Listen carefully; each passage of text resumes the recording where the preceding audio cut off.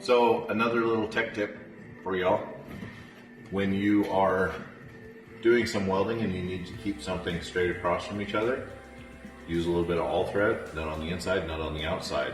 Because whenever you weld something, it will pull it out of square unless it's held in.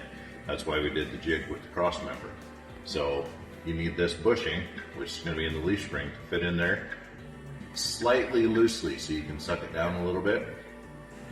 So by doing piece all thread, 4 nuts, there's no way this is going to move on the inside, on the inside, on the outside, and you're good to go. So tech tip for the day, Uinta Garage, subscribe, click the bell, get notifications, cool stuff like this all the time.